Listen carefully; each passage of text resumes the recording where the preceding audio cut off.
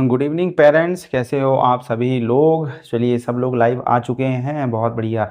आज बेसिकली हमारी जो है पेरेंट्स टीचर मीटिंग है। सभी जो पेरेंट्स हैं वो लाइव हैं अपने अपने बच्चों के साथ, क्योंकि संडे का आज दिन है। ठीक है, तो आप लोगों का बहुत बहुत धन्यवाद जो आपने मुझे इस काम के लिए चूज़ किया, है ना। तो ज़्यादातर मैं अपने चैनल पे पढ़ाने का काम करता हूँ, ठीक है ना। ज़्यादा मोटिवेशन की बात नहीं करता हूँ, क्योंकि आप लोगों के कमेंट्स आए थे, ठीक है ना। इस वजह से मुझे ये सेशन लेना पड़ रहा है, कारण उसके पीछे का बहुत है। ठीक है, चलिए बहुत बढ़िया। चलो, हेलो हेलो। जी जी, थैंक यू सो मच। अच्छा, बच्चे आपके साथ में ही बैठे हैं, अच्छा अच्छा, ठीक है, बहुत बढ़िया। हम्म। ठीक है, लगभग सभी जो बच्चे हैं जो मेरे से लाइव पढ़ते हैं उनके पेरेंट्स अब लाइव हैं, है ना। आप लोगों का स्वागत है मेरे यूट्यूब चैनल पे। ठीक है, चलिए तो सबसे पहले अपन ज़्यादा डे लेट ना करते हुए, क्योंकि आज संडे का दिन है, आप लोगों को भी अपने अपने एंजॉय के लिए जाना होगा, आप लोगों को रेस्टोरेंट में जाना होगा, आप लोगों को बाहर कहीं घूमने भी जाना होगा। इसलिए मैं ज़्यादा टाइम नहीं लेता हूँ, बहुत ही छोटा सा सेशन अपन रखेंगे, 15 से 20 मिनट का होगा, क्योंकि लंबा सेशन रखने से कोई फ़ायदा है नहीं, ठीक है ना। लंबा सेशन रखेंगे तो आप लोग भी बोरियत फील करोगे, और जो भी व्यूअर्स हैं जो इस वीडियो को आपके अलावा भी देखेंगे वो भी इसको जो है अवॉइड करेंगे, ठीक है ना। तो चलिए, सबसे पहला जो आपका कमेंट्स आया था, मैंने एक लिस्ट बनाई है, ठीक है ना। ये आपके कमेंट्स की पूरी लिस्ट है, जिन्होंने मेरे से जो कमेंट्स में ये सब क्वेश्चन पूछे थे, है ना, वो क्वेश्चन जो हैं मैंने इस लिस्ट में लिख के रखा है, और उनका आंसर जो है वो ये है, ठीक है ना। इनके जो आंसर्स हैं वो यहाँ पे मैंने लिख के रखे हैं कि भाई आपको कैसे करना है, क्या करना है। देखिए, पहला क्वेश्चन जो पूछा गया है वो गुड़गांव से आया है मेरे पास में। मनोज मनोज भटनागर नाम के एक पेरेंट्स हैं, उन्होंने पूछा है, शायद वो लाइव भी हैं। देखिए, उन्होंने पूछा है कि बच्चे मेरा जो बच्चा है वो 8th क्लास में है, और वो आपकी वीडियो देखता है, लेकिन वीडियो देखने के बहाने वो गेम्स और अदर एक्टिविटी करता है ना। और मोबाइल को मांगने पे वो गुस्सा हो जाता है ना, खाना पीना खाना बंद कर देता है, और भी बहुत सारी एक्टिविटी करता है। तो इससे हम कैसे निकलें, क्योंकि वो पढ़ाई तो करता नहीं है, पढ़ने के नाम पे मोबाइल ले लेता है, ठीक है ना। चलिए, बहुत बढ़िया। अब बहुत बढ़िया तो नहीं बोल सकते, लेकिन ये एक बहुत बड़ी प्रॉब्लम है। देखिए, सबसे पहली चीज़, अगर आपका बच्चा मोबाइल ज़्यादा देख रहा है ना, मोबाइल ज़्यादा देखने का मतलब ये है कि वो चूँकि मेरा जो प्लेटफॉर्म है वो ऑनलाइन प्लेटफॉर्म है। कई बच्चे अपने पेरेंट्स से मोबाइल ले लेते हैं, क्योंकि उनके पास मोबाइल होता नहीं है, ठीक है। तो बच्चे क्या करते हैं कि भाई पेरेंट्स से मोबाइल ले लेते हैं। मेरी वीडियो बेसिकली 20 से 30 मिनट की होती है, 20 से 25 मिनट की, लेकिन पेरेंट्स की शिकायत है कि भाई 2 से 3 घंटा बच्चा मोबाइल ले लेता है, और बोलता है हम सर की वीडियोज़ देख रहे हैं। जबकि रियल में जब वो हिस्ट्री देखते हैं तो वो मेरी वीडियोज़ तो देखते ही देखते हैं, साथ ही साथ वो और भी जैसे गेम्स हो गई या रील्स हो गई वो भी वॉच करते हैं। तो देखिए, इसमें कहीं न कहीं मैं इसमें गलती पेरेंट्स की मानूँगा, क्योंकि आपने यूट्यूब में फ़िल्टर नहीं लगा के रखा है, और ज़्यादातर आप जो बच्चों को दीजिए मोबाइल दीजिए तो उसमें वीडियो को डाउनलोड करके दीजिए, ठीक है ना। और बच्चों को अगर आपने एक सेपरेट मोबाइल दे के रखा है तो उसमें आप बेसिकली डाटा मत डलवाइए, है ना, डाटा का आप रिचार्ज मत करवाइए, हॉटस्पॉट से उसको डाउनलोड कर दीजिए वीडियो, भैया आप ये वीडियोज़ देखो, ठीक है ना। एक तरीका तो ये है। दूसरा तरीका ये है कि आप उनको मॉनिटर करो, है ना। जो भी पेरेंट्स हैं वो बच्चे के साथ में रह के उनको मॉनिटर करें कि बच्चा वो चीज़ें देख रहा है कि नहीं देख रहा, जिसके लिए उसने हमसे मोबाइल लिया था, क्योंकि काम आपका ही, आपको करना पड़ेगा। अब पेरेंट्स बोलेंगे हमारे पास टाइम नहीं है, तो भाई अगर टाइम नहीं है आपके पास में तो उसमें गलती आपकी है, फिर मैं उसमें कुछ नहीं कर सकता, है ना। क्योंकि 30 मिनट की एक वीडियो होती है, आप उनको मॉनिटर कीजिए, और उनको सेपरेट मोबाइल आप दे रहे हैं तो उसमें आप जो है नेट का रिचार्ज बिल्कुल मत करवाइए, ठीक है ना। नेट रिचार्ज आप करवाएंगे तो इंटरनेट का जो है इस्तेमाल गलत तरीके से होगा, ठीक है। फिर और भी क्वेश्चन आए, एक जो महेश सिंह नाम का फ़ोन है, बेसिकली वो दिल्ली के रहने वाले हैं, और उन्होंने पूछा है कि बच्चों को एक अच्छा फ्यूचर देने के लिए क्या करें, है ना, उन्हें पढ़ाई के अलावा और अब क्या सिखा सकते हैं, उन्होंने ये क्वेश्चन पूछा है ना। बच्चों को डेली लाइफ में कैसे उनको मजबूत करें, इस तरह के क्वेश्चन उन्होंने पूछे थे, ठीक है ना। मैंने इसमें लिख दिया। देखिए, अब और फिर सभी कॉमन क्वेश्चन है कि बच्चों का पढ़ाई मन नहीं लगता, बच्चे मोबाइल ज़्यादा देखते हैं, कॉमन क्वेश्चन है, ठीक है ना। तो मैं सभी के कमेंट्स को नहीं बता सकता, क्योंकि वीडियो लंबी हो जाएगी, ठीक है ना। तो सभी के कमेंट्स, जो कमेंट्स हैं उनके मैंने एक कॉमन रिप्लाई बना लिया है। देखिए, सबसे पहला जवाब ये है कि भाई सोशल गैदरिंग, आप बच्चों को, यदि बच्चा आपका देखिए बच्चों को सिर्फ पढ़ाई पढ़ाई करने से वो बोर हो जाएँगे, ठीक है ना? आपको ये डिसाइड करना पड़ेगा कि बच्चों को कब पढ़ाई के लिए एंगेज करना है और कब नहीं करना है। यदि आप शाम होते से ही उन पे रट लगा के बैठेंगे, पढ़ो, पढ़ो, पढ़ो, बैठो, बैठो, बैठो, तो वो एक समय के बाद क्या होने लग जाते हैं, इरिटेट होने लगते हैं, ठीक है ना? आपको बोलने की ज़रूरत ना पड़े, वो ऑटोमेटिकली पढ़ने के लिए बैठ जाएँ, इसके लिए आपको कुछ स्टेप्स फ़ॉलो करने पड़ेंगे। पहला स्टेप क्या है? देखिए, सबसे पहला क्या है, सोशल गैदरिंग। सोशल गैदरिंग का मतलब क्या होता है, जब आपके यहाँ पे कोई भी सोशल गैदरिंग हो, है ना, किसी की मृत्यु हो, विवाह हो या कोई भी फंक्शन हो, आप वहाँ बच्चों को लेके जाइए। और बच्चों को लेके जाने से मतलब नहीं है, वहाँ पे आप बच्चों को डिफरेंट टाइप के लोगों को मिलवाइए कि देखिए, ये आपके फूफा जी हैं या आपके बुआ जी हैं या जो भी आपके रिलेटिव्स हैं या जो भी आपके फ्रेंड्स हैं, आप उनके बीच में बैठाइए, उनको ऑब्ज़र्व करवाइए कि देखो बच्चों, इसने आज पढ़ा है, लिखा है, इसलिए आज इस पोजीशन में है, और जिसने पढ़ाई नहीं की वो ये है, ठीक है ना? उनकी कंडीशन, उनकी फाइनेंशियली कंडीशन से आप रूबरू करवाइए, है ना? उनके कैरेक्टर से आप रूबरू करवाइए। और बच्चों को वहाँ आपको नहीं बताना है, आपको सिर्फ़ और सिर्फ़ उनको घर से ही बोल के ले जाना है कि मैं आपको वहाँ ले जा रहा हूँ, आपका काम वहाँ पे लोगों को देखना है ना? और खेलना नहीं। कई बच्चे क्या होते हैं, सोशल गैदरिंग में पेरेंट्स ले जाते हैं, पेरेंट्स अपना काम कर रहे हैं, बच्चा अपना काम कर रहे हैं, वो खेल रहे हैं, उनको कोई मतलब ही नहीं है। अब 8th 9th क्लास का बच्चा है तो अब वो छोटा तो रह नहीं गया, है ना? और 7th क्लास के बाद मेरे हिसाब से बहुत ही क्रिटिकल टाइम होता है बच्चों के लिए, ठीक है ना?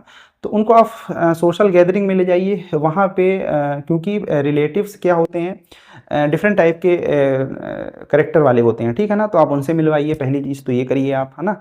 उनको ले जाइए, उनसे मिलवाइए, और घर में आके उनको डिफ़ाइन कीजिए कि भाई जो भी इंसान है, अगर उसने पढ़ाई नहीं की, उसने अपने करियर पे ध्यान नहीं दिया, तो उनकी आज ये हालत है। और देखो, जिसने पढ़ाई पे काम किया, जिसने स्टडी की, आज वो किस पोजीशन में है ना? ऐसे कुछ एग्जांपल आप सोशल गैदरिंग से ले सकते हैं। अच्छा, दूसरा एग्जांपल क्या है, visit hospital with your child, government and private. देखिए, जब भी आप हॉस्पिटल जाएँ, अब हॉस्पिटल की नौबत बेसिकली क्या होता है कि आजकल हॉस्पिटल लोग तभी जाते हैं जब उनकी तबीयत ख़राब होती है, नॉर्मली विज़िट करने नहीं जाता कोई, क्योंकि हॉस्पिटल कोई गार्डन तो है नहीं, या कोई होटल तो है नहीं, या कोई टूरिस्ट प्लेस तो है नहीं। हॉस्पिटल का मतलब ये है कि ज़िंदगी और मौत के बीच का डिफरेंस, ठीक है? तो आप अपने जो भी बच्चे हैं उनको गवर्नमेंट हॉस्पिटल में आप लेके जाइए कि भाई देखिए, अगर आपने पढ़ाई नहीं की तो गवर्नमेंट हॉस्पिटल में आपको एडमिट होना पड़ेगा। और गवर्नमेंट हॉस्पिटल की देख के कंडीशन बताइए उनको कि किस तरीके से वहाँ पे जो सिस्टम चल रहा है, कैसे गरीब लोग वहाँ पे पड़े हुए हैं, उनका कोई ध्यान रखने वाला नहीं है, गंदगी है वहाँ पे, ठीक है ना? और किस तरीके से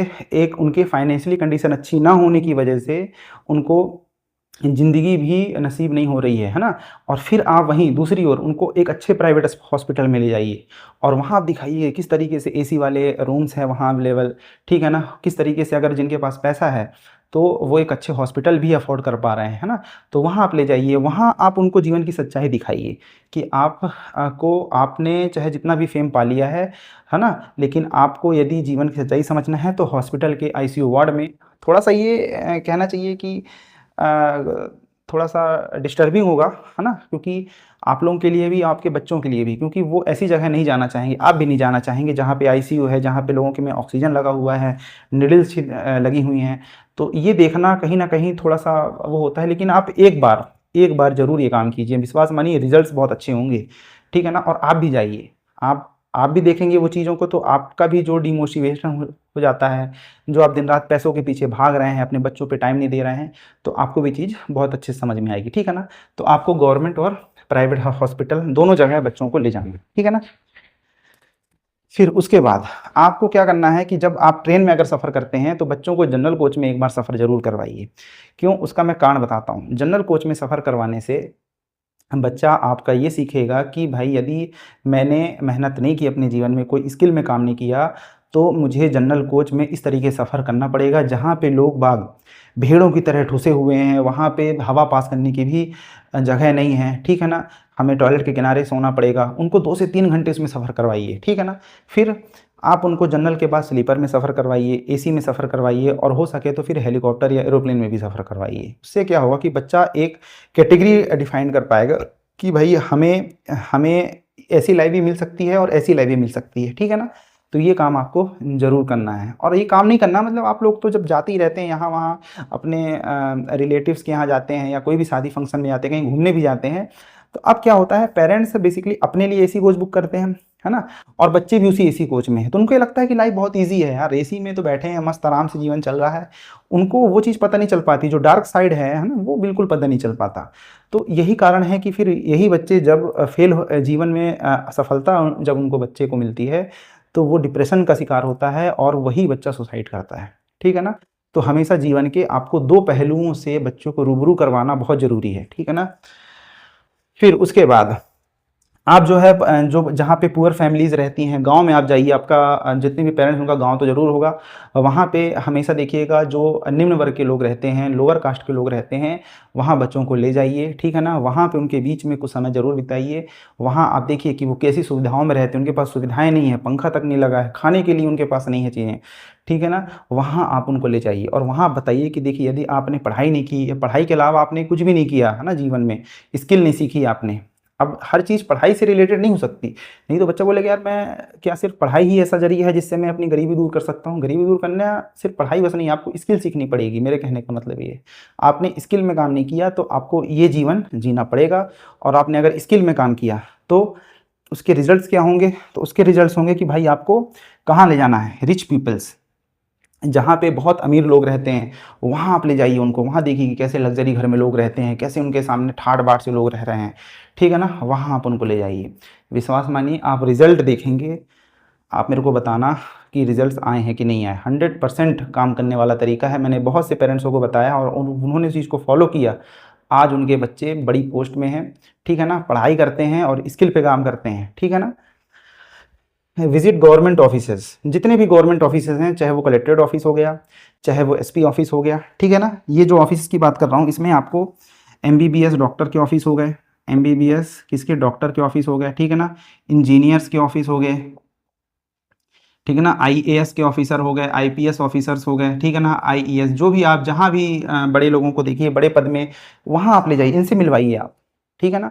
इनसे जब आप मिलवाएंगे, इनके जो ठाट बाट आप दिखवाएंगे, तो बच्चा इतना मोटिवेट होगा कि मान लीजिए आपको कभी उनको मोटिवेट करने की ज़रूरत नहीं पड़ेगी। और ये जो मोटिवेशनल वीडियोज़ वगैरह जो चलते रहते हैं यूट्यूब में, इनका कोई काम नहीं है मेरे हिसाब से। आप ये स्टेप फॉलो कीजिए, बच्चा कभी डिमोटिवेट नहीं होगा। और ये काम सिर्फ आपको एक बार नहीं करना है, जब जब बच्चा पढ़ाई नहीं करे, जब जब बच्चे फालतू चीज़ें करें, आप उनको पकड़ के ले जाइए घुमाने के नाम पे कि चलो आज घूम के आते हैं, है ना? चलो आज यहाँ जाके आते हैं। तो अब क्या होता है आज के ज़माने में, जो भी पेरेंट्स हैं, वो बच्चों को बहुत ही लग्ज़री लाइफ़ दे के रखे हैं, है ना? उनको एसी वाले कोच में ले जाएँगे, उनको यहाँ-वहाँ मतलब उनको घुमाने से मतलब है, ठीक है ना? अच्छी जगह ले जाएँगे, तो वो कभी भी जो डार्क साइड है, जो एक फ़ेज़ है, वो समझ नहीं पाते। अब यही बच्चा मान लीजिए आपका समय बुरा आया, यही बच्चा जब उसके साथ कंडीशन बुरी आई, तो डिप्रेशन में चला जाता है बच्चा कि यार मैंने तो हमेशा ऐसी लाइफ़स्टाइल जी थी, है ना? उनको थोड़ा-सा सुविधाओं से रहित जो जीवन है, वो आप ज़रूर दीजिए, क्योंकि विश्वास मानिए जीवन इतना बड़ा है, ग्राफ आपके लाइफ का कभी भी कांस्टेंट नहीं चलता, जो ग्राफ चलता है वो अप डाउन होता रहता है, ठीक है ना? तो आप बच्चों को जो डाउन फेज़ है ना? उसके लिए भी आप तैयार कीजिए, और जो अप फेज़ है, अप फेज़ में तो किसी को दिक्कत है ही नहीं। यदि आपका समय अच्छा चल रहा है तो आपकी आपकी फैमिली में आपसे किसी को शिकायत नहीं होगी, ना आपके बच्चों को शिकायत होगी, ना किसी। लेकिन जब भी आपका डाउन फेज़ आएगा, विश्वास मानिए सबसे पहले डिप्रेशन में तो आप जाएँगे, और आपके साथ आपका बच्चा भी जाएगा, क्योंकि आप भी उसी सुविधाओं का पार्ट हैं। मैं ये नहीं बोल रहा हूँ कि सुविधाएँ अच्छी नहीं हैं, सुविधाएँ बिल्कुल अच्छी हैं, लेकिन कभी-कभी आपको ये भी देखना पड़ेगा कि हमारा पास्ट क्या था, है ना? हमारा पास्ट क्या था, ये भी आपको देखना पड़ेगा, क्योंकि बहुत तकलीफ़ होती है जब इंसान अच्छी सुविधाओं में रहता है, और फिर कई बार ऐसा होता है कि 3-4 दिन आपके आपके घर ही में आप देखना कि कई बार ऐसा होगा कि लाइट या बिजली आपकी नहीं आ रही है, या कोई भी ट्रांसफ़ार्मर आपका जो है ख़राब हो गया है, तो 3 से 4 दिन आपको जो है अंधेरे में बिताना पड़ जाए, तो आप लोग विश्वास मानिए आप लोग डिप्रेशन में चले जाएँगे, है ना? तो ये चीज़ें आपको ज़रूर करनी हैं। फिर avoid comfortable zone of your child, prepare for struggle, ठीक है ना?